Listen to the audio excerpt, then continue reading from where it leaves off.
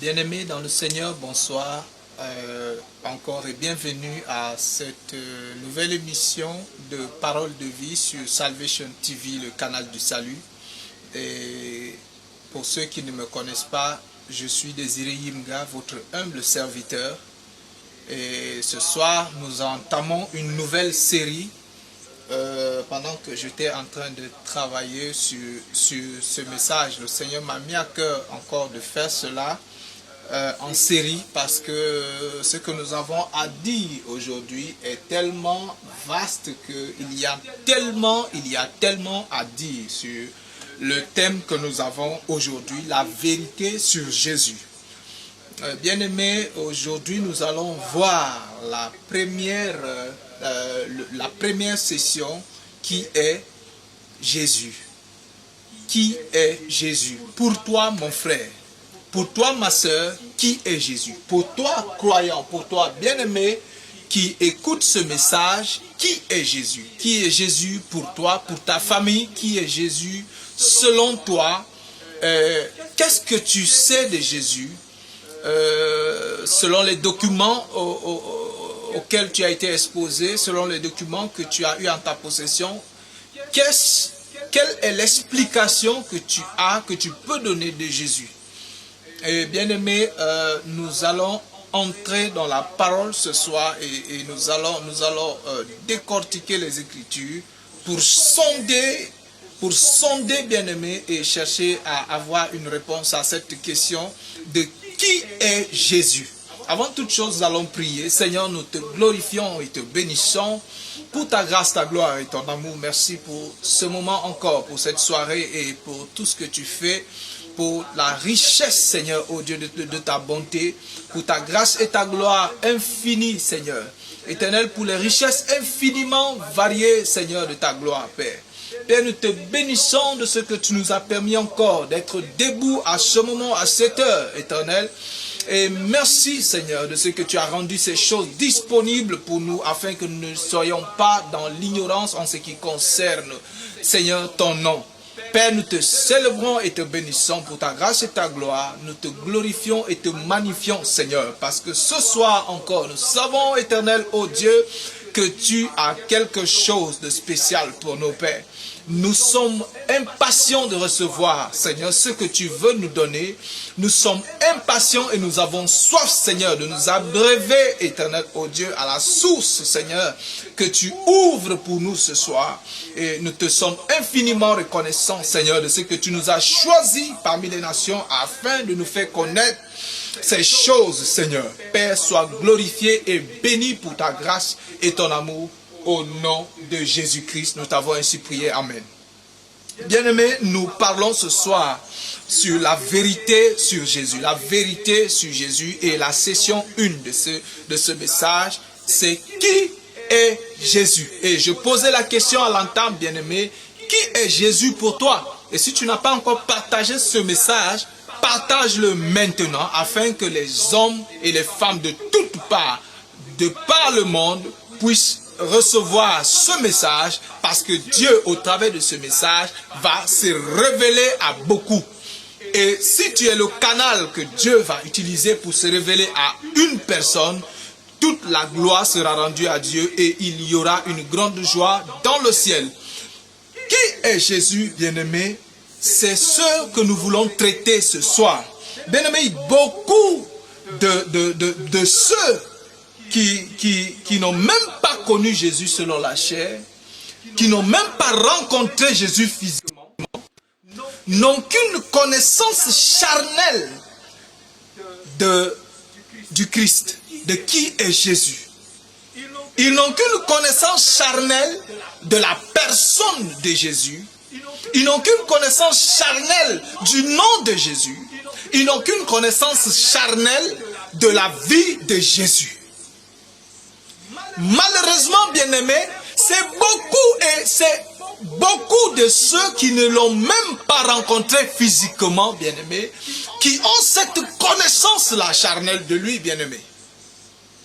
C'est beaucoup de ceux qui n'ont jamais entendu Jésus parler de la manière que je vous entends parler, qui ont une connaissance charnelle de Jésus. connaissent Jésus charnellement. Ils connaissent Jésus pas de la manière que Dieu veut faire connaître dans le siècle présent Jésus. Je vais venir, bien-aimés.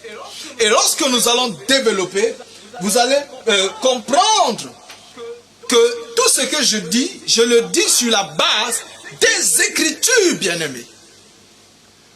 Beaucoup de ceux aujourd'hui qui proclament le nom de Jésus, le proclament d'une manière charnelle, bien-aimés. Beaucoup de ceux qui parlent de Jésus aujourd'hui parlent de lui d'une manière charnelle. Oh Seigneur, merci pour ta grâce. D'une manière charnelle aujourd'hui. Les gens parlent de Jésus. Et le nom de Jésus n'est pas moins prêché aujourd'hui, bien-aimés. Le nom de Jésus est le nom le plus prononcé sur la terre aujourd'hui, bien-aimés. C'est le nom le plus prêché aujourd'hui sur la terre, bien-aimés. Mais beaucoup de ceux parlent, qui connaissent Jésus, qui disent connaître Jésus, n'ont qu'une connaissance, hélas, charnelle de la personne de Jésus.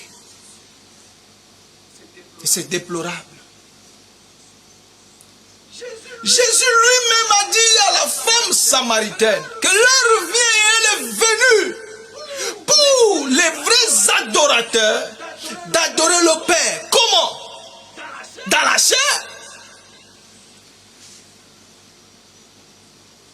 L'heure vient et elle est venue pour les vrais adorateurs d'adorer le Père en esprit et en vérité. Bien-aimés, connaître Jésus, pour nous aujourd'hui qui n'avons pas vécu avec Jésus, qui ne l'avons pas touché, qui n'avons pas écouté sa voix charnellement, commence dans l'esprit, bien-aimé. Ce n'est pas physiquement, charnellement que tu vas le connaître. Mais malheureusement, beaucoup aujourd'hui le connaissent charnellement. Le connaissent selon leur entendement. Ils connaissent Jésus selon eux, leur conception de la personne qu'ils ont fait dans leur tête, de qui il est. Dans la Bible, bien-aimé, dans 2 Corinthiens au chapitre 5, il y a quelque chose de merveilleux qui est dit. 2 Corinthiens au chapitre 5, et je pense que je vais lire à partir du verset 15. Non, je commence à lire à partir du verset 14. Il dit, l'amour de Christ nous presse, parce que nous estimons que si un seul est mort pour tous, tous donc sont morts. Et qu'il est mort pour tous, afin que ceux qui vivent ne vivent plus pour eux-mêmes, mais pour celui qui est mort et ressuscité pour eux. Ainsi donc, dès maintenant,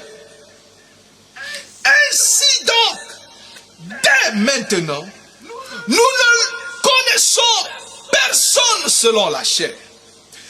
Et si nous avons connu Christ selon la chair, maintenant, nous ne le connaissons plus de cette manière, bien-aimés.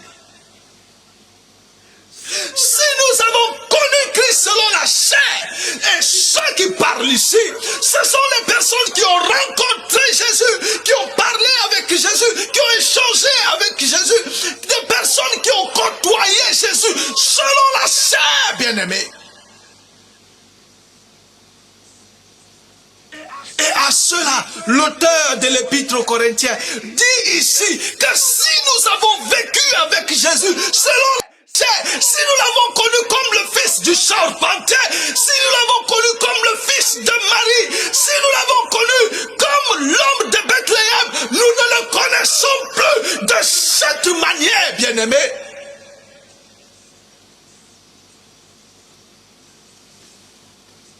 Comment devons-nous le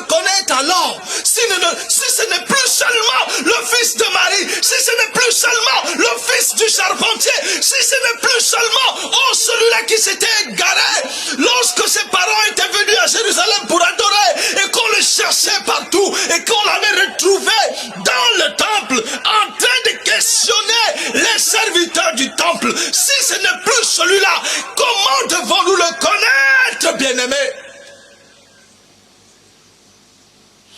Si nous l'avons connu, si tu l'avais connu selon la chair, si tu avais vécu plus de 2000 ans pour connaître Jésus selon la chair, la parole de Dieu te dit aujourd'hui que tu ne le connais plus, tu ne dois plus le connaître de cette manière. Et parmi vous tous qui m'écoutez, personne n'a vécu 2000 ans pour connaître Jésus selon la chair. Et aujourd'hui, vous voulez avoir donné, communiquer seulement une connaissance charnelle de Jésus. Ça, c'est ceux qui l'ont connu qui vous parlent. Ceux qui ont marché avec lui vous parlent. Ceux qui ont mangé avec lui vous parlent. Ils vous disent, nous avons marché avec lui, mais vous n'avez jamais marché avec lui. Nous l'avons entendu prêcher, mais vous ne l'avez jamais entendu prêcher. Nous avons été avec lui. Il nous a communiqué le don. Il nous a envoyés au milieu des gens. Nous avons parlé de sa part et nous avons vu les miracles s'accomplir. Mais nous qui l'avons connu comme ça, aujourd'hui nous ne le connaissons plus de cette manière. À quel moment est-ce que l'épître aux Corinthiens a été écrit? Est-ce pendant la chair de Jésus ou après sa chair? À ce moment-là, où l'épître était en train d'être écrit, l'apôtre dit que nous l'avons connu selon la chair, mais aujourd'hui, nous ne le connaissons plus de cette manière. Si tu comprenais ce que l'Esprit est en train de dire maintenant, tu te lèveras et tu commenceras à adorer le Seigneur en esprit et en vérité. Parce que maintenant, il veut se révéler à toi, pas selon la chair, mais en esprit, bien-aimé, pas selon ta compréhension, mais selon lui, le plan que lui, il a prédestiné, qu'il avait formulé depuis dès avant les temps anciens, bien-aimé.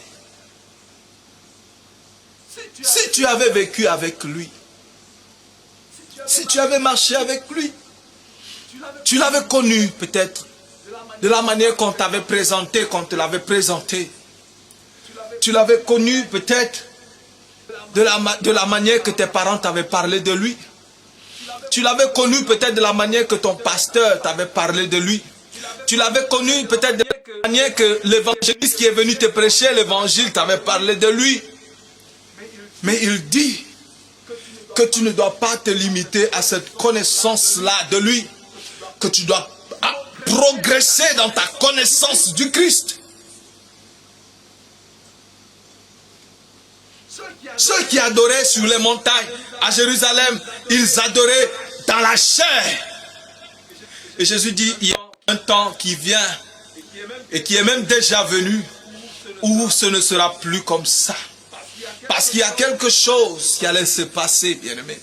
Il y a quelque chose qui allait se passer et qui allait changer cette connaissance-là, cette adoration-là, en une adoration en esprit et en vérité. Si tu l'avais connu de cette manière, si tu avais marché avec lui même, peut-être qu'il était ton camarade d'enfance, peut-être qu'il était ton voisin du quartier. Peut-être même qu'il était que tu es un membre de sa famille, proche ou éloigné. Si tu l'avais connu d'une manière, si tu l'avais connu dans la chair, si tu l'avais connu, si tu avais entendu sa voix telle que je parle aujourd'hui, pendant qu'il était vivant encore sur la terre, dans la chair, cette chair qui n'avait pas encore été transformée, si tu l'avais connu de cette manière, l'Épître aux Corinthiens te dit ici que nous ne le connaissons plus de cette manière. Bien-aimés, nous allons aller au rythme de l'Esprit de Dieu. Et si nous sentons que l'Esprit ne dit plus rien, on va s'arrêter là-bas et nous allons continuer la prochaine fois. Il dit que si tu l'avais connu, si nous l'avons connu selon la chair, maintenant, nous ne le connaissons plus de cette manière. Pourquoi est-ce que nous ne le connaissons plus de cette manière? Pourquoi est-ce que notre connaissance de Christ n'est plus qu'une connaissance charnelle, une connaissance des choses physiques? Parce qu'il s'est révélé d'une autre manière. Et qui sont ces personnes qui ont la capacité de ne plus connaître Christ seulement selon la chair? Qui sont ces personnes-là qui ont la capacité de ne plus avoir seulement une connaissance charnelle de qui est Christ? Que Dieu vous bénisse, vous qui écoutez ce message ce soir. Qui sont ces personnes-là? Et l'épître aux Corinthiens continue dans le verset 17 en disant que si quelqu'un est en Christ, nous avons lu ce verset, je pense il y a une semaine de ceci, que si quelqu'un est en Christ, il est une nouvelle créature. Parce que dans ton ancienne créature, tu connaissais Christ d'une autre manière. Et si tu es en lui, la Bible dit que tu es une nouvelle créature, bien-aimé. Ça veut dire quoi? Ta pensée, ton intelligence a été renouvelée, ta compréhension a été renouvelée, ton intellect a été renouvelé. Et maintenant, le dit 2 Corinthiens 5:16, et maintenant, puisque tu as été changé, puisque tu as été renouvelé, puisque ta pensée n'est plus celle qu'elle était, puisque ta connaissance n'est plus qu'une connaissance basée sur ton éducation que tu as reçue à l'école, puisque ta connaissance a changé, puisque ton intelligence a changé, tu ne le connais plus de cette manière, bien-aimé. Tu l'avais connu, il était ton camarade, vous jouez au football ensemble, vous alliez courir ensemble, vous faisiez le sport ensemble, vous mangiez ensemble, vous faisiez tout ensemble, vous alliez même voler ensemble, mais tu ne le connais plus de cette manière parce que ton intelligence a été transformée. Et quand je parle d'aller voler ensemble, je ne suis pas en train de blasphémer contre le Seigneur. Il y a des voleurs et des sorciers pasteurs qui se disent pasteurs, qui vont dire aux gens d'aller voler et que le Seigneur va les protéger. Et quand avant de sortir pour partir, ils vont prier. Ils vont dire, je suis en train de prier pour aller arnaquer, pour aller escroquer, pour aller voler. Il va dire, c'est Dieu qui a permis ça. Et j'avais reçu le témoignage d'un frère en 2012, si je ne me trompe pas, ou 2013, qui disait que, non, en 2013, pardonnez-moi, qui disait que dans l'assemblée dans laquelle ils étaient des escrocs. C'était un frère nigérian. Il faisait ce que les Nigériens appellent le 419. Ils escroquaient, ils arnaquaient les gens sur Internet. Et il disait que le pasteur leur disait que c'est Dieu qui leur a donné cette intelligence-là. Et que ces personnes-là que eux ils arnaquent, c'est Dieu qui a permis que eux ils arnaquent ces personnes-là. Et c'est cette pensée-là que le pasteur leur avait inculquée. Et quand ils allaient voler, quand ils allaient faire tout ce qu'ils faisaient, ils se disaient que Jésus est avec eux. Si tu es en Christ, tu es une nouvelle créature. Maintenant, tu ne connais plus ce Jésus-là qui t'accompagne pour aller voler. Tu ne connais plus ce Jésus-là qui t'accompagne pour faire les mauvaises choses. Et d'aucuns disent, non, Dieu comprend. Il sait que la chair est faible et l'esprit est disposé. Tu ne connais plus ce Jésus-là. Tu connais maintenant un Jésus qui est le péché.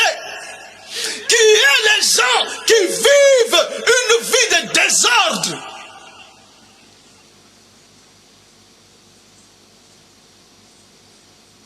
Si nous avons connu Jésus selon la chair, et beaucoup ont encore cette connaissance charnelle de Jésus, beaucoup ont encore cette connaissance physique de Jésus. Et chaque jour, oh Jésus, est-ce que tu connais Jésus? Et aujourd'hui, bien-aimés, la moisson du Seigneur attend. Et les chrétiens sont dans les assemblées en train de discuter sur la personne de Jésus. L'autre lance balle là-bas. Non, Jésus n'est pas ceci. L'autre lance là-bas, Jésus est cela. Et chacun aujourd'hui là, il faut que ça cesse.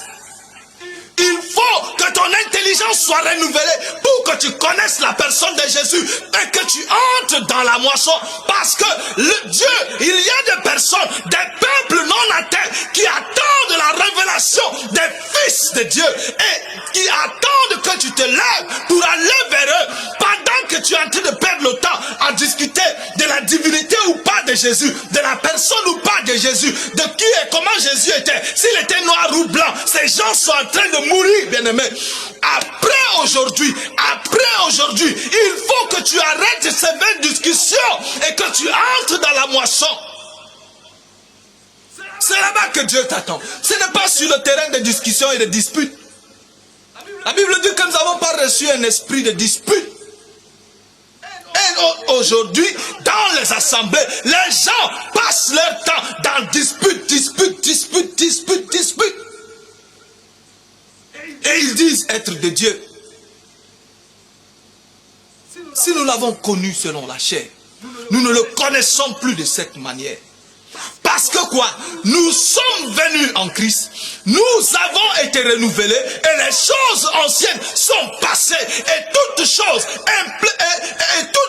y compris notre connaissance de Jésus, sont devenues nouvelles. Toutes choses devenues nouvelles, bien-aimés, y compris la connaissance de Christ. Non, moi je le connais, c'est le fils du charpentier. Non, moi je le connais. Et j'ai lu un jour un ouvrage, le thème était le fils du charpentier. Si vous avez cet ouvrage-là aujourd'hui, déchirez ça. Je parle sous l'inspiration du Saint-Esprit. Parce que la Bible dit, peu importe que ce soit seulement un thème que tu as mis pour attirer les gens, Dieu ne cherche pas à attirer les gens avec les thèmes. Déchire cela, parce que quoi? Le premier thème que tu dois donner la révélation de Christ au monde, bien-aimé.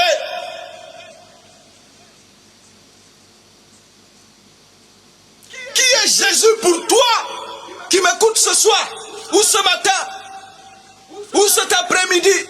Qui est Jésus pour toi? Qui est Jésus pour toi? Qui penses-tu que Jésus est? Le nom de Jésus nous parle déjà. Le Christ, qu'est-ce qui signifie Christ? Christ signifie celui qui a reçu l'onction, bien-aimé. C'est vrai que Saül était le premier qui avait reçu l'onction de Dieu. Mais ce n'est pas de ce type d'onction-là que nous parlons. Nous parlons d'une onction spirituelle. Le nom Jésus, qu'est-ce que cela signifie, bien-aimé? Yeshua. Yeshua, qu'est-ce que cela signifie? Lorsqu'Abraham était monté sur la montagne avec son fils et qui devait offrir en sacrifice, le Seigneur lui a dit, garde-toi de lever la main sur le jeune homme. Et le Seigneur a donné un bélier pour offrir en sacrifice. Et il a été dit ce jour, à la montagne de l'Éternel, il sera pourvu. Le nom Jésus répond, et la réponse à cette parole-là, à la montagne, il sera pourvu. Jésus signifie Yahvé sauve. Yahvé délivre, parce qu'il avait été dit depuis le commencement qu'à la montagne, Yahvé descendra pour délivrer et sauver son peuple. Le nom seulement nous dit déjà tout de celui qu'il est. Yahvé sauve.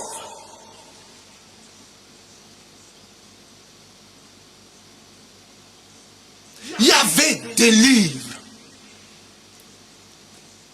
Quand Dieu posait la question, qui enverrai-je? Avait-il trouvé un homme qui soit capable d'aller et de porter cette mission? Lisez la parole. Depuis le commencement, Dieu vit que les cœurs de l'homme étaient mauvais et que ses pensées se tournaient chaque jour vers le mal. Ça veut dire quoi? Parmi les hommes, il n'y avait personne qui pouvait délivrer une fois pour toutes, parce qu'il n'y avait personne parmi eux qui était sans faute, sans péché, sans tâche, pour pouvoir porter le péché, le fardeau de l'humanité. Il n'y avait personne qui était capable de le faire. Tous sont nés d'un homme et d'une femme. Tous ont porté la nature du péché en eux. Selon Romains chapitre 3, verset 23. Tous ont péché et sont privés de la gloire de Dieu.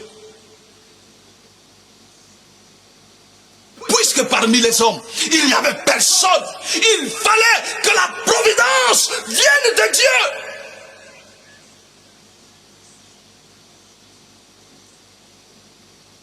Si vous lisez depuis la loi et les prophètes, vous verrez à chaque fois les prophéties. Tu délivres ton peuple, tu sauves ton peuple que tu as acquis, ton peuple que tu as délivré, ton peuple que tu as sauvé. Mais où est-ce qu'il a délivré ce peuple-là? Où est-ce qu'il a sauvé ce peuple-là? Bien-aimé, c'est en Christ qu'il l'a fait. C'est en Christ qu'il l'a fait. Qui enverrai-je, disait Dieu dans Ésaïe chapitre 6. Qui enverrai-je? Les gens ont une connaissance superficielle de Christ. Et au lieu de s'asseoir pour écouter la parole, pour écouter la voix de Dieu, ils courent de gauche à droite. Oh, tu connais Jésus? Jésus est ceci. Ils attaquent les uns, ils se poignardent entre eux. Leur propre vie n'est pas renouvelée, leur propre vie n'est pas transformée, leur propre vie, leur propre cœur n'est pas changé. Ils ont encore de l'envie dans leur cœur, ils ont encore des désirs charnels dans leur cœur. Et ce sont eux qui courent avec le nom de Jésus.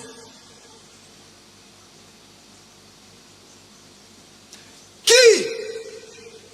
2 Corinthiens chapitre 5 verset 19, le nom de Jésus nous parle. Qu'est-ce qu'il nous dit ici? Au verset 19, il dit car Dieu était en Christ bien-aimé. Souvenez-vous, Jésus signifie il y avait sauve. Et au verset 19 de 2 Corinthiens chapitre 5, la Bible dit qu'en Christ, Dieu était. Dieu était en Christ, réconciliant le monde avec lui-même et n'imputant point aux hommes leurs offenses, car il a mis en nous la parole de la réconciliation. Yahvé sauve, Yeshua. C'était Dieu qui agissait en Christ pour la réconciliation. Parce que parmi les hommes, il n'y avait aucun qui fasse le bien. Il n'y avait aucun qui cherchait Dieu. Il n'y avait aucun qui marchait according to the heart of God. Conformément au cœur de Dieu. Il n'y avait personne. Chacun marchait sur les voies de son cœur. Chacun marchait selon sa convoitise. Chacun marchait selon les passions de son cœur. Chacun marchait selon lui, ses aspirations. Chacun marchait selon lui, ses compétences, ses connaissances. Réconciliant le monde avec lui-même. Il était en Christ, bien-aimé. Il était en Christ, bien-aimé. Quelle connaissance as-tu de Christ? Quelle connaissance as-tu de Jésus? Quelle connaissance as-tu du Fils? Quelle connaissance as-tu de l'agneau bien-aimé? Quelle connaissance as-tu du Seigneur? Le connais-tu avec une intelligence renouvelée ou avec ta vieille nature? Parce qu'avec ta vieille nature, tu n'auras qu'une connaissance superficielle de Christ. Tu n'auras qu'une connaissance du fils de Marie, du fils du charpentier. Tu n'auras qu'une connaissance de celui qui est toujours bébé entre les mains de sa maman. Et d'aucuns le gardent encore bébé. chaque jour. Tu n'auras qu'une connaissance de celui qui est sans, qui est avec le caleçon, avec les cordes et maigre comme ça, qui est sur la croix. Tu n'auras qu'une connaissance de celui-là. Tu ne connaîtras pas le véritable. Matthieu chapitre 16, verset 13. Jésus étant arrivé, bien-aimés, nous sommes dans la parole. Jésus étant arrivé dans le territoire de Césarée de Philippe, demanda à ses disciples, qui dit-on que je suis, moi le Fils de l'homme?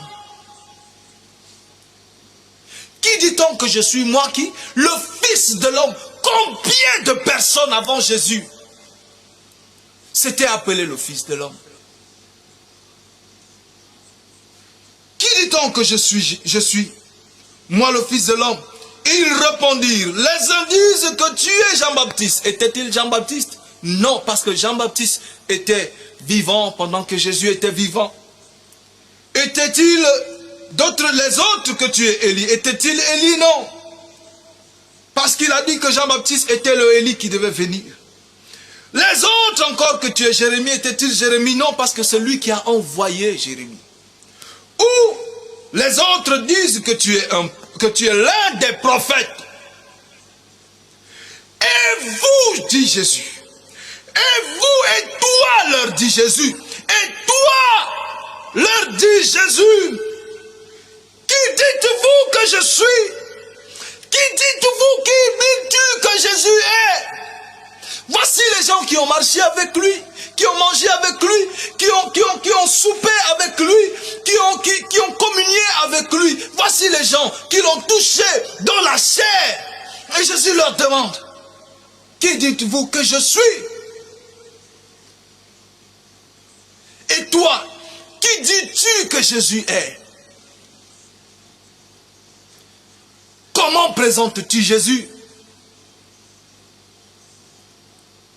Comme le bébé entre les mains de sa maman, qui a toujours besoin qu'on l'aide, ou bien qui court vers le bras de sa mère, comme étant épeuré, effrayé par quelque chose, par un danger, et donc qui ne pourra jamais sauver l'humanité, parce qu'étant un enfant incompétent, étant un enfant peureux, il ne pourra jamais sauver l'humanité.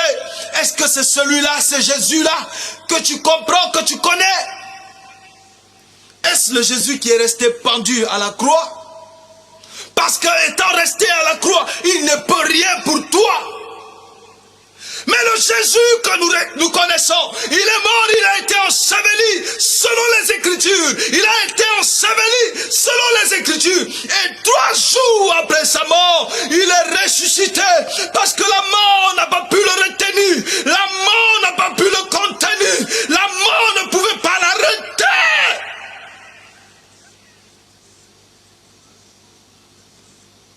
Il est ressuscité, bien-aimé. C'est ce Jésus-là que je connais. C'est ce Jésus que je prêche. C'est ce Jésus que je chante.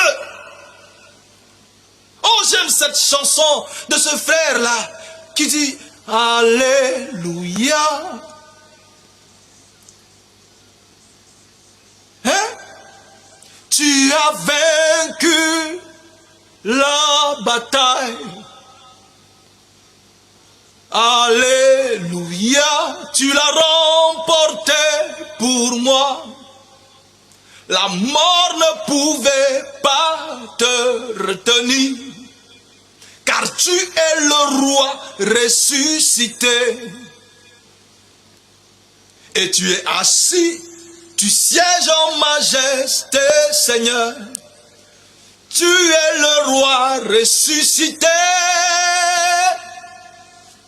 Le Jésus que je connais, c'est celui que la mort n'a pas pu retenir. C'est celui qui est le roi ressuscité.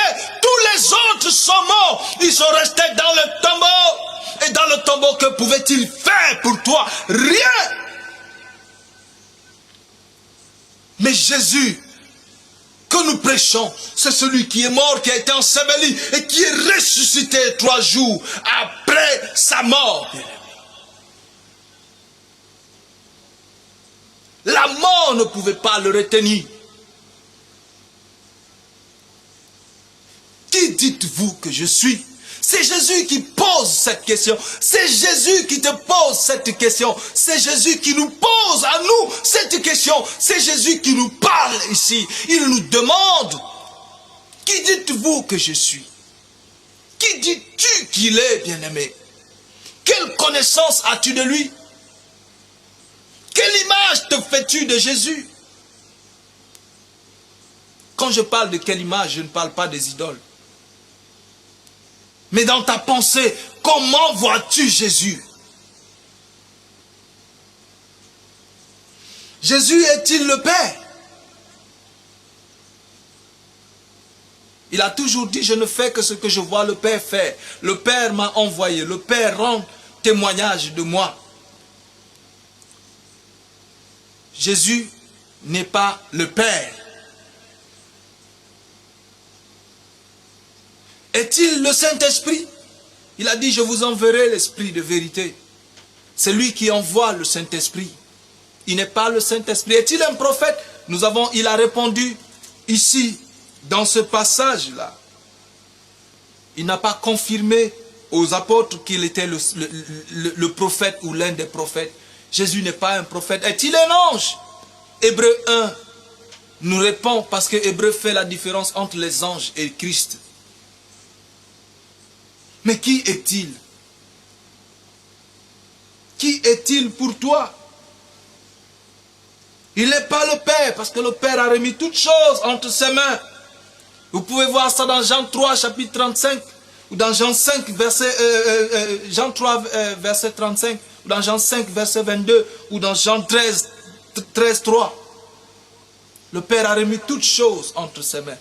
Le Père a remis tout pouvoir et toute autorité entre ses mains. Ça veut dire que le Père s'est-il dépouillé de son autorité, de son pouvoir? C'est la question que nous nous posons. Pour avoir remis l'autorité et le pouvoir à Christ, le Père s'est-il dépouillé de son autorité et de son pouvoir? Que le Seigneur bénisse, que le Seigneur te bénisse alors que tu écoutes ce message et que tu le partages maintenant, bien-aimé. Est-il le Père? Non. Est-il le Saint-Esprit? Non, c'est lui qui a envoyé le Saint-Esprit quand tu es parti.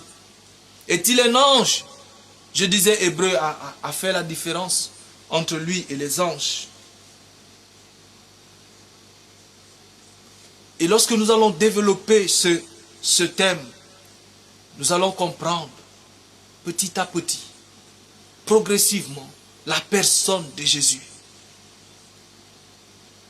La mort ne pouvait pas le retenir. C'est ce Jésus-là que nous prêchons. C'est le Jésus mort, enseveli et ressuscité. Pas le Jésus demeuré bébé. Pas le Jésus qui est toujours à la croix.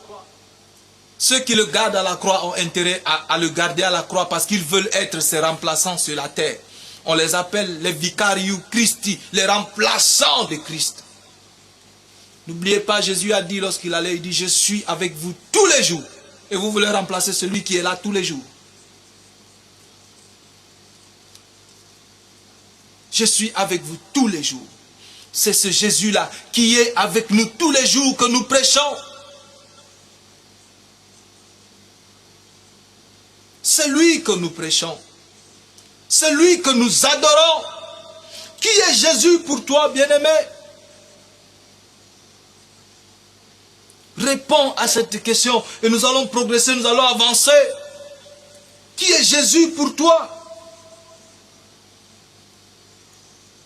Qui est Jésus pour toi?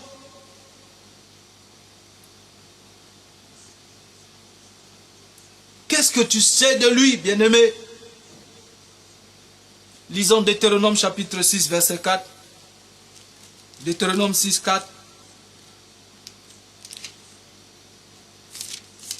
Deutéronome 6, 4. Qu'est-ce que la Bible nous dit ici?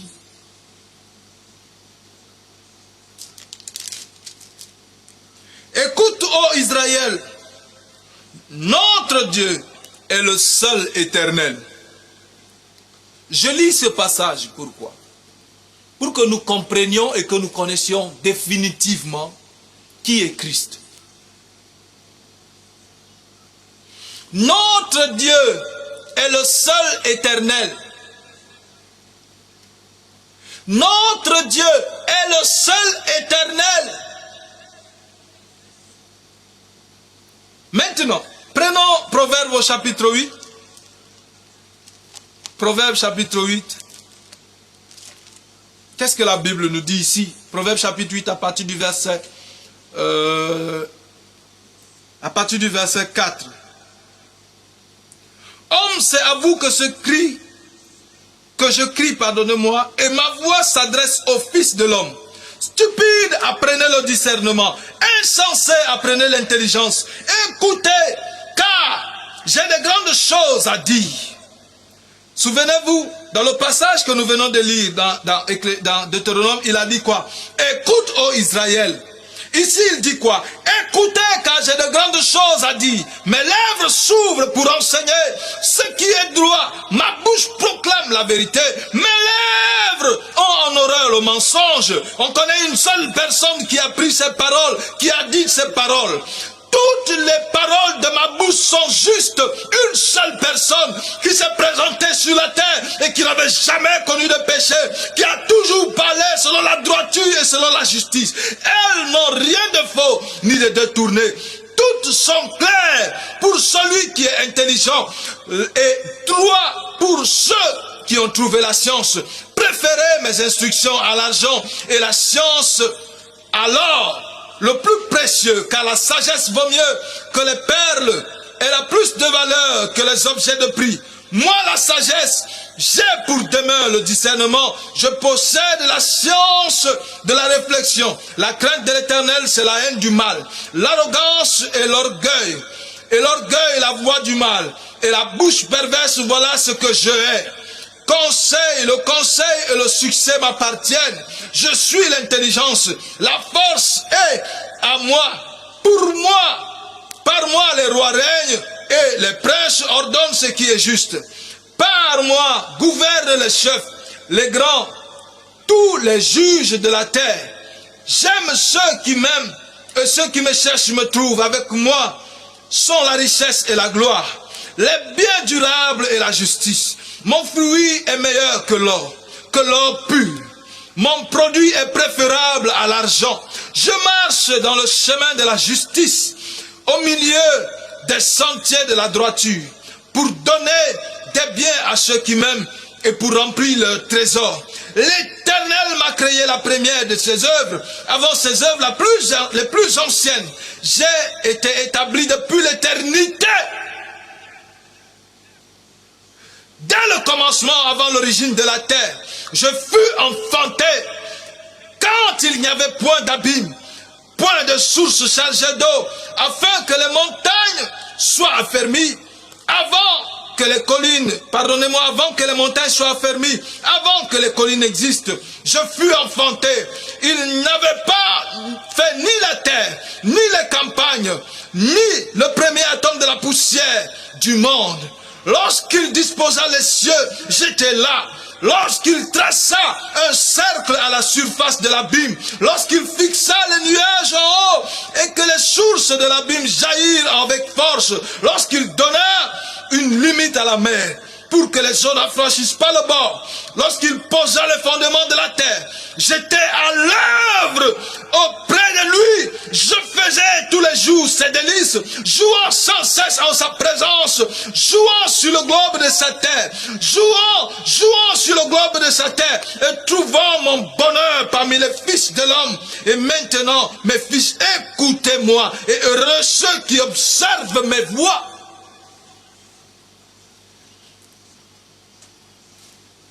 De qui l'auteur de ce proverbe parle ici? Est-ce de lui-même? Qui parle ici? Cette parole était une prophétie du Seigneur Jésus. Il dit qu'il était avant toute chose que vous voyez qui existe. Il était à l'œuvre. Il était à l'œuvre, bien-aimé.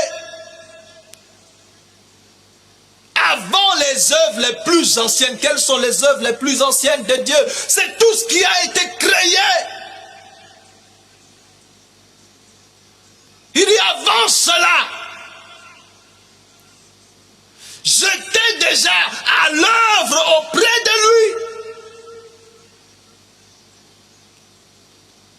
Avant même qu'il ne fît le premier atome de la poussière du sol, j'étais déjà auprès de lui à l'œuvre.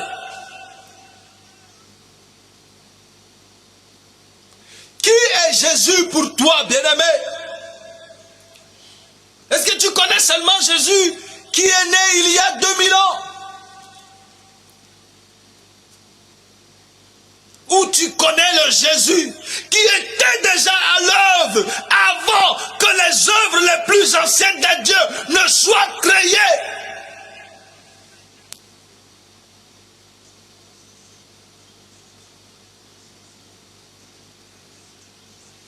Qui est-il pour toi, bien-aimé?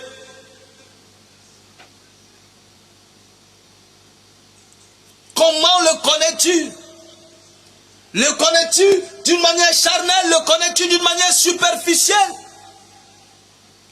Eh bien, que nous allons nous arrêter, bien-aimés. Nous allons continuer la prochaine fois. Comment connais-tu Jésus? Comment connais-tu Jésus? Ou par comment tu le connais? Comment as-tu reçu la révélation de qui il est? Avant ses œuvres les plus anciennes, j'étais là, à l'œuvre, auprès de lui. Colossiens chapitre 2, verset 6. Colossiens chapitre 2, verset 6, qu'est-ce que la Bible nous dit?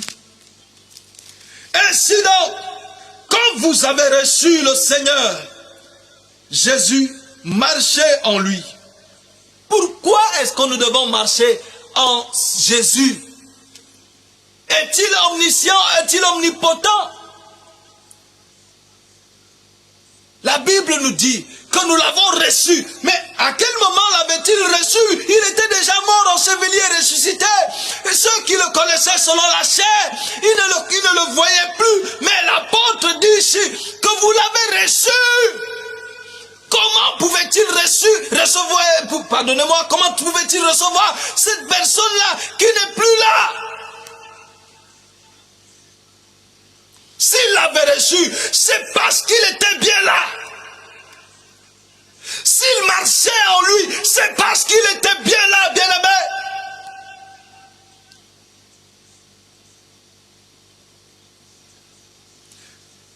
Marcher en lui, il dit étant enraciné et fondé en lui. Ça veut dire qu'il est le fondement, bien-aimé, et affermi par la foi, d'après les instructions qui vous ont été données et abondées en action de grâce. Il dit prenez garde que personne ne fasse de vous sa proie par la philosophie et par une vaine tromperie s'appuyant sur les traditions des hommes, sur les rudiments du monde et non sur Christ.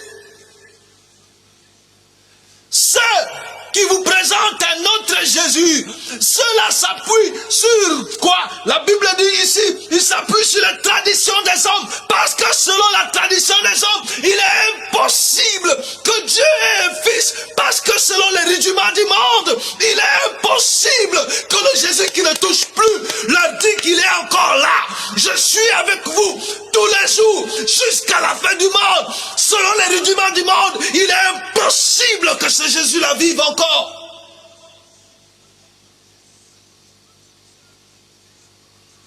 Il le connaissait. Il s'appuie quand il vous trompe sur la il vous trompe, ils font d'eux par leur proie, ils font de vous leur proie par la philosophie. Ils philosophient sur vous. Ils vous disent que non, philosophiquement c'est impossible. La sagesse du monde, la philosophie, la sagesse du monde, une connaissance charnelle, une connaissance superficielle, sans fondement. Il a dit que vous, puisque vous l'avez reçu et que vous marchez en lui, vous devez être enraciné et fondé en lui, pas enraciné et fondé sur des choses superficielles. Quelqu'un me demandait, mais est-ce que les miracles là que je vois dans les assemblées, est-ce que c'est vrai? Je lui ai répondu honnêtement. Je lui ai dit, il y a beaucoup de faux miracles. C'est ce que le Seigneur nous a dit. Il y aura des gens qui feront même voir des signes dans le ciel. Mais il y a une chose qui est sûre. Le Jésus que j'ai toujours connu a fait des miracles et il continue de le faire.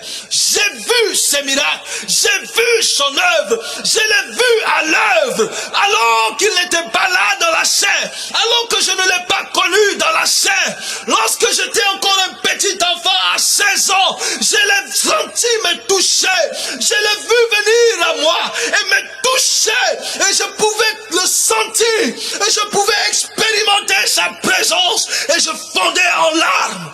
J'ai vu ce Jésus-là guérir les malades. Je l'ai vu relever des personnes qui étaient couchées sur le lit de la maladie pendant longtemps, bien-aimés. Je l'ai vu guérir une femme qui était atteinte d'une insuffisance rénale. Je l'ai vu guérir une personne qui ne pouvait plus marcher, bien-aimé. Je l'ai vu de mes yeux. Ce Jésus-là, ce miracle-là, je peux attester. Ce Jésus-là, je peux confirmer qu'il est à l'œuvre. Ce n'est pas aujourd'hui que son œuvre a commencé. C'est pour ça que ces artificiers, ces personnes qui aiment les choses qui brillent à l'œil, ces fabricants de miracles, ils peuvent faire les miracles. Mais cela ne change rien au miracle de Christ.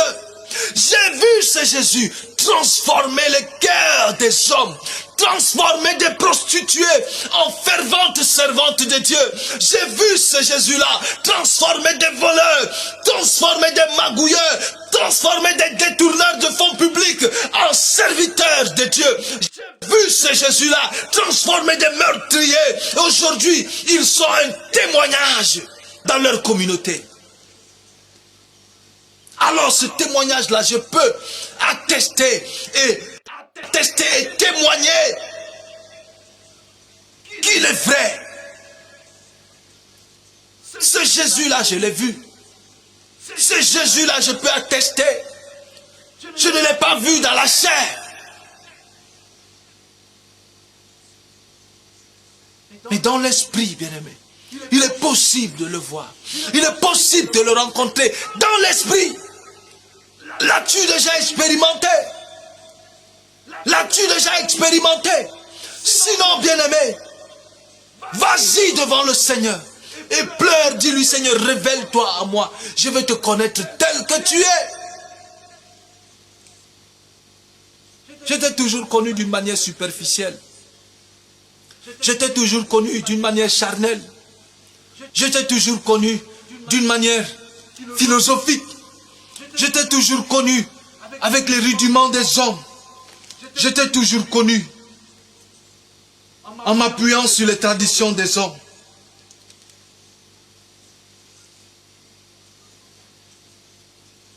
Il faut que ceux qui vous parlent s'appuient sur Christ et non sur leur philosophie. Il faut qu'ils s'appuient sur la parole de Christ et non sur leur parole. Le verset 9 de ce chapitre 2 de Colossiens dit: car en lui habite corporellement toute la plénitude de la divinité. Il n'a pas composé le verbe au passé ou à l'imparfait. Il n'a pas dit habiter ou habiter. Il dit car en lui habite corporellement toute la plénitude de la divinité. Souvenez-vous, nous avons dit tout à l'heure que Dieu était en Christ, réconciliant le monde avec lui-même. Et ici, il vient et dit, en lui habite corporellement toute la plénitude de la divinité. Ça veut dire Dieu a pris tout de sa divinité et il a déposé en Christ. Et il dit que nous avons tout pleinement à lui. Vous avez tout pleinement à lui, qui est le chef de toute domination et de toute autorité. Le Christ que nous prêchons, le Christ dont je vous parle, il est le chef de toute domination, il est le chef de toute autorité.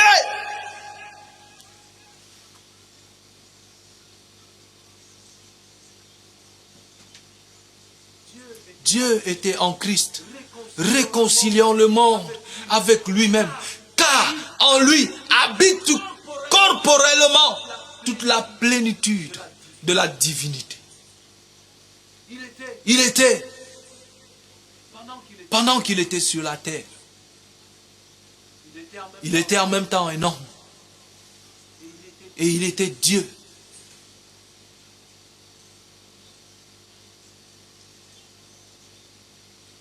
Et lorsqu'il est ressuscité, il a reçu, et lorsqu'il a été transformé, lorsque Dieu l'a engendré à la résurrection, il a dit, tu es mon fils, je t'ai engendré aujourd'hui. Il a reçu toute la plénitude de la divinité. En lui habite corporellement toute la plénitude de la divinité. Vous avez tout pleinement en lui, qui est le chef de toute domination et de toute autorité. Et c'est en lui que vous avez été circoncis d'une circoncision que la main n'a pas été faite. Mais la circoncision de Christ, qui consiste dans le dépouillement du corps, de la chair. Et tant que tu n'es pas dépouillé de ta chair, tu ne peux pas connaître ce Jésus-là. Tant que tu n'es pas dépouillé de ta chair, tu ne peux pas connaître ce Jésus. Tu veux le connaître? Il faut que tu sois dépouillé de ta chair. Il faut que tu sois dépouillé de ton moi. Il faut que tu sois dépouillé du vieil homme.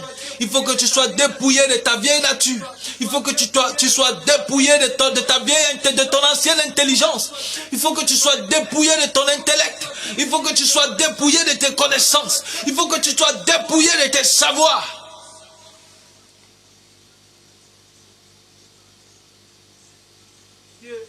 Dieu était en Christ, réconciliant le monde avec lui-même.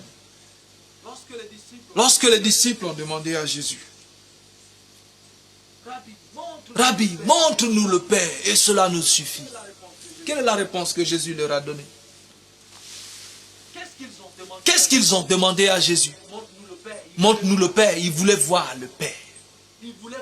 Ils voulaient voir Dieu. En fait, dans leur question, ils voulaient découvrir la personne de Dieu. Ils ont demandé le Père. Et Jésus leur pose la question. Ça fait longtemps que je suis avec vous et vous ne me connaissez pas. Mais Père, Seigneur, ce n'est pas toi que nous n'avons pas demandé à te connaître, nous avons demandé à connaître le Père. Ça fait longtemps que je suis avec vous et vous ne me connaissez pas. Il continue en disant, celui qui m'a vu a vu le Père. Celui qui a vu Jésus a vu le Père. C'est pour ça qu'aujourd'hui, lorsque nous rencontrons Christ, nous avons rencontré toute la plénitude de la divinité. C'est pour ça qu'aujourd'hui, en son nom, les aveugles peuvent voir. C'est pour ça qu'aujourd'hui, en son nom, les boiteux peuvent marcher. C'est pour ça qu'aujourd'hui, en son nom, les morts peuvent se réveiller. C'est pour ça qu'aujourd'hui, en son nom, les bêtes de sang peuvent s'arrêter. C'est pour ça qu'aujourd'hui, en son nom, toute cécité, toute maladie, toute plaie peut cesser.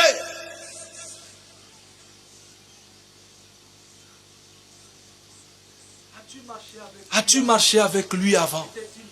Était-il ton camarade de classe? Était-il ton voisin de banc? Était-il ton camarade, ton ami fidèle? Si tu l'as connu de cette manière, il dit aujourd'hui, nous ne connaissons plus Christ de cette manière. Nous allons nous arrêter aujourd'hui comme ça.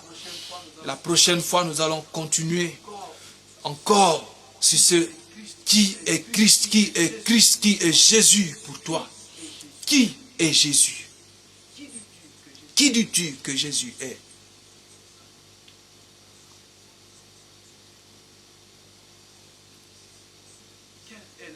Quelle est la manière que tu le connaissais avant? C'était ton copain? C'était ton amigo? C'était ton amigo? C'était ton camarade? Tu parlais de lui comme tu parles. Je ne sais pas de qui, de quoi. Si tu l'avais connu de cette manière, renouvelle ton intelligence, renouvelle ta pensée, afin de le connaître tel qu'il veut être connu aujourd'hui. Si du moins tu l'as rencontré, si tu l'as rencontré, sache qu'il n'est plus ce Jésus-là de la chair, ce Jésus-là, le fils du charpentier, le fils de Marie, ce bébé entre les mains de sa maman, ou bien ce Jésus demeuré à la croix, maigrichon avec des côtes maigres comme ça. Il n'est plus celui-là. Il est descendu de la croix, il a été enseveli et il est ressuscité. Et il a dit, je suis avec vous tous les jours, tous les jours, tous les jours, jusqu'à la fin du monde. Et la semaine prochaine, nous allons encore entrer dans les passages que nous n'avons pas vus. Et au fur et à mesure que nous allons parler, nous allons encore toucher le trône de Dieu, parce que nous avons déjà parlé sur le thème le trône de Dieu. Mais cette fois-ci, nous allons le toucher d'une autre manière, dans un autre aspect. Et vous allez comprendre, parce qu'il y a un seul trône dans le ciel. Un seul trône. Esaïe a vu un trône. Jean a vu un trône. Je suis en train de vous décliner un peu, en quelque sorte, ce que nous allons voir la semaine prochaine. Nous allons finir de voir cette personne de Jésus. Nous allons voir celui qui est assis sur le trône. Bien-aimé, si jusqu'ici tu n'avais qu'une connaissance superficielle de Christ, commence maintenant à élever ta voix et à prier, à dire, Seigneur, révèle-toi à moi afin que je te connaisse véritablement. Afin que j'ai une connaissance véritable de toi, afin que j'ai une connaissance spirituelle de toi, afin que je ne te connaisse plus comme je t'avais connu, afin que je te connaisse tel que tu veux être connu. Aujourd'hui, Jésus veut se révéler à toi, Jésus veut se révéler à ta famille, Jésus veut se révéler à ton village, Jésus veut se révéler à ta ville, Jésus veut se révéler à ta communauté. Et il faut que tu ouvres ton cœur pour qu'il se révèle à toi, bien-aimé.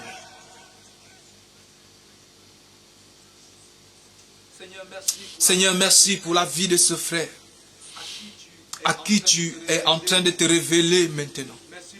Merci pour ce cœur que tu es en train de toucher maintenant. Merci pour ce frère qui est en train d'expérimenter. Oh, qui est en train d'expérimenter, Seigneur. De t'expérimenter en esprit maintenant, Seigneur. Oh Seigneur, merci. Merci Seigneur de bénir sa vie. Merci Père de te révéler, Seigneur. Éternel, c'est toi qui nous as choisis. C'est toi qui nous as appelés. C'est toi qui t'es révélé à nous, Seigneur. Merci Père pour la révélation de ta parole. Merci pour la révélation de ta personne. Merci de ce que tu ne t'es pas caché en nous. De la même manière que tu t'es révélé à Paul. Et Seigneur, oh Dieu, il est devenu fou pour toi, Seigneur. Révèle-toi à mon frère, révèle-toi à ma soeur, révèle-toi à nous, Seigneur. Éternel, oh Dieu, que nous soyons tous fous de toi. Que nous soyons tous pressés par ton amour. Merci, Seigneur, pour ta grâce. Merci pour ton amour. Père, merci parce que maintenant, dans cette révélation, merci parce que maintenant tu touches, Seigneur, cette maladie. Oh, je chasse maintenant cette maladie qui accable, Seigneur, cette sœur qui nous écoute maintenant. Au nom de Jésus, merci, Seigneur, pour cette infirmité que tu guéris maintenant. Merci pour cette cécité que tu guéris maintenant. Éternel, je prie pour ce frère au Congo. Oh, Seigneur, qui est menacé, qui est attaqué de toutes parts. Éternel, étends ta main. Seigneur, il te fait confiance, Seigneur. Il sait que sa solution ne peut venir que de toi. Étends ta main et touche-le maintenant, Seigneur. Délivre-le, Seigneur. Délivre-le de ses couches de nuit, Seigneur.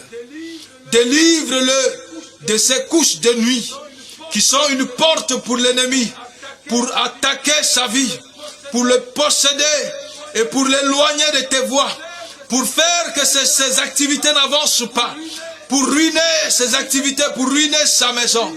Délivre-le maintenant au nom de Jésus. Sois béni, Père, pour ta grâce et ta gloire. Sois béni pour ton amour et ta miséricorde. Merci, Seigneur. Oh, je chasse maintenant ces maris de nuit, ces femmes de nuit dans les vies de ces frères au nom de Jésus. Seigneur, je prie maintenant que cette écaille tombe sur les yeux de ce frère, afin qu'il te connaisse, afin qu'il te voie, Seigneur. Que les écailles tombent de ses yeux maintenant, au nom de Jésus. Je commande maintenant à toute obscurité de se dissiper auprès de cette sœur maintenant, et qu'elle expérimente ta personne, qu'elle découvre, Seigneur, qui tu es. Sois célébré et béni, Père, au nom de Jésus. Merci, Père, pour la révélation de ta parole. Merci, Père, pour la révélation de ta personne. Au nom de Jésus. Amen. Bien-aimés, nous sommes arrivés au terme de cet échange de ce soir. Si tu ne l'as pas encore fait, partage ce message. Parce qu'au travers de ce message, Dieu veut se révéler à des hommes et des femmes. Dieu veut se faire connaître à des hommes et des femmes de par le monde. Que le nom de Dieu soit béni. Nous allons encore nous retrouver ici la semaine prochaine. Nous allons continuer sur ce thème-là de la vérité sur Jésus. Et sur cette session n'est pas terminée. Qui est Jésus? C'est encore la première session et nous allons continuer avec cette session-là. Il y a beaucoup à dire. Mais selon que le Saint-Esprit nous conduit, nous allons aller jusqu'à ce qu'il nous dise de nous arrêter. Nous allons passer à autre chose. Que le Seigneur vous bénisse, qu'il bénisse vos vies, qu'il bénisse votre week-end, qu'il bénisse vos familles et qu'il continue à se révéler à vous. Soyez bénis richement au nom de Jésus. Et que la grâce de Dieu vous accompagne dans tout ce que vous faites. Que la grâce de Dieu, que le bonheur et la grâce vous accompagnent tous les jours, dès maintenant et à jamais. Au nom de Jésus. Amen. Shalom à vous, bien-aimés. Nous nous retrouvons dimanche pour le culte dominical et mercredi, étude de la Bible. Vendredi encore, nous serons là. Nous avons annoncé il y a quelque temps une émission témoignage et nous n'avons pas encore pu mettre les choses en place. C'est pour ça que jusqu'à maintenant, cette émission-là n'a pas démarré. Nous avons enregistré les premières sessions de cette émission et nous allons vous la projeter dès que le moment sera venu. Priez pour que le Seigneur puisse ouvrir des portes afin que le message de l'évangile soit prêché. Et priez pour nous. Nous prions aussi pour vous. Priez pour vous. Priez pour nous afin que le Seigneur nous garde dans sa grâce et que le Seigneur continue à se révéler au nom de Jésus. Shalom à vous frères. Je n'arrive pas à me séparer de vous, mais il faut bien que nous nous arrêtions pour ne pas que ce soit aussi trop long pour permettre à tous de pouvoir suivre tout le message et que le Seigneur vous bénisse. Que le Seigneur bénisse tout ce que vous faites. Shalom.